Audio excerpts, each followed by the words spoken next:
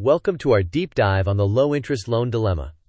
Today we explore whether you should aggressively pay off low-interest debt or invest for potentially higher returns. We will balance mathematics against psychology, walk through a safety-first strategy, compare approaches side by side, and analyze a simple 5-year example. Along the way, we will use diagrams, a couple of quick quizzes, and a practical framework so you can make a confident, personalized decision.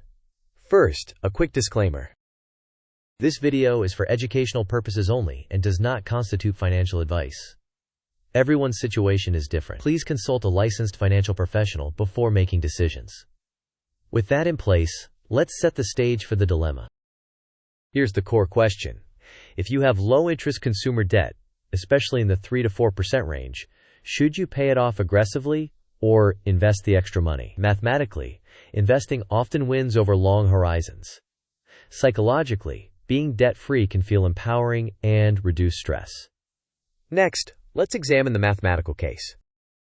From a mathematical perspective, keeping low-rate debt while investing the difference can produce higher long-term wealth. Historically, diversified market returns often exceed 4%, which means the opportunity cost of sending extra money to a 3 to 4% loan can be significant. A common rule of thumb is to treat debt at or below 4% as acceptable, prioritize paying off debt above 7%, and split efforts if the rate is in the middle range. The provided flowchart shows an emergency fund gate first, then routes based on interest rate bands. Next, let's contrast this with the psychological perspective. Personal finance is not purely a math problem.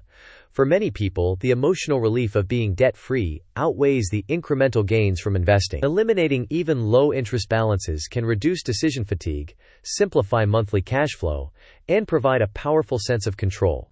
If anxiety around debt is high, the psychological benefit of paying it off may be the right choice. Now, let's compare the two mindsets side by side. On the left, the mathematical lens sees low-rate debt as a tool. If the cost of debt is low and expected market returns are higher, investing is rational. This view emphasizes compounding, opportunity costs, and long-term wealth maximization. On the right, the psychological lens prioritizes well-being, simplicity, and reduced stress. It values the guaranteed emotional return from eliminating debt, even if the numerical difference is modest. Having contrasted both, let's ground everything in a safety-first framework. Begin by building a 3 to 6 month emergency fund. Always make minimum payments to avoid fees and credit damage. Then, sort your debts by interest rate. If the rate exceeds 7%, prioritize payoff. If it is at or below 4%, prioritize investing. If it falls between 4 and 7%, blend your approach by splitting extra cash. Automate your plan and review quarterly to stay on track. With safety established, let's visualize the decision landscape. This mind map starts with you at the center. The first branch checks the emergency fund. If the fund is not in place, the plan pauses extra payments and investing until it is funded. Next, the debt rate branch determines whether to invest, split, or prioritize payoff using the 3 bands. A personal factors branch captures qualitative inputs like risk tolerance, job stability, and the value you place on peace of mind. The outcomes branch illustrates that some paths maximize wealth while others maximize calm, and your choice should reflect your priorities. Now let's visualize how to allocate cash flows in practice. This pie chart shows an example monthly allocation. A share goes to minimum payments to remain current on all debts. Another portion builds the emergency fund until it reaches 3 to 6 months of expenses. The remainder splits between investing and extra debt payoff. The exact percentages should shift, depending on whether your debt rate falls below 4%, between 4 and 7%, or above 7%, and whether the emergency fund is already in place. Next, let's include a small markdown checklist to summarize the framework. Use this checklist to operationalize the plan. Confirm the emergency fund is at least 3 to 6 months. Automate minimum payments to avoid mistakes. Classify your debt into one of the 3 rate bands. Consider personal factors like risk tolerance, job stability, and stress sensitivity. Choose your action path accordingly, and schedule a quarterly review to make adjustments. With the framework set, let's run a simplified 5-year example to compare outcomes. Here is a simplified comparison using rough numbers. Suppose you have a $20,000 loan at 3.5% and $500 in extra monthly cash. In the invest difference strategy, you make minimum payments and invest the $500 each month. After 5 years, your portfolio could be around $35.8 thousand, while your remaining debt might be about $12.2 thousand, yielding an approximate net worth of $23.6 thousand. In the aggressive payoff strategy, you direct the $500 to the loan and finish in roughly 2.6 years. Afterward, you invest for the remaining months, potentially accumulating around $15.8 thousand with no debt remaining. Note that these figures are approximate, ignore taxes and fees, assume constant returns, and are for illustration only. Now let's check your understanding with a quick quiz. Quiz time. The question is, generally, which debt rate band most strongly supports prioritizing investing over extra debt payoff? Your options are 1. Less than or equal to 4%. 2.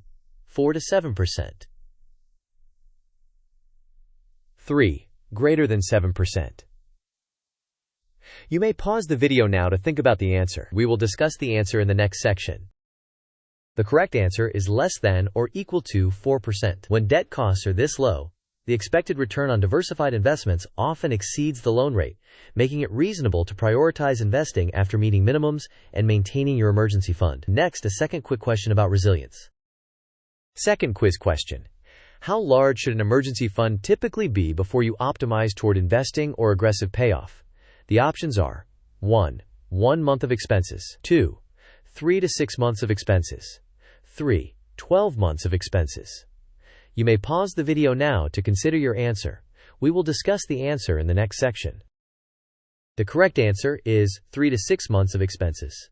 This safety buffer protects your plan from unexpected events and reduces the risk of resorting to high-interest borrowing. With the key takeaways in mind, let's recap the most important points.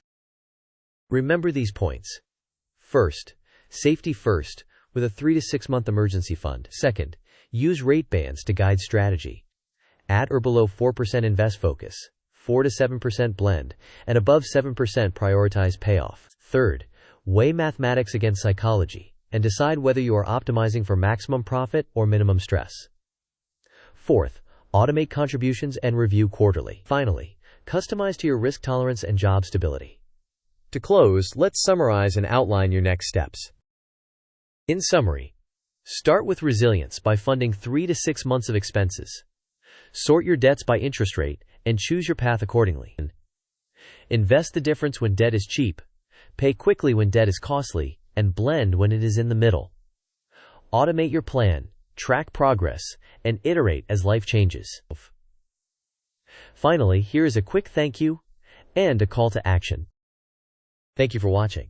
If you found this helpful, please like the video, share it with someone facing the same decision, and subscribe for more. In the comments, tell us whether you lean toward maximizing profit or minimizing stress and why. Your perspective could help someone else make a confident choice.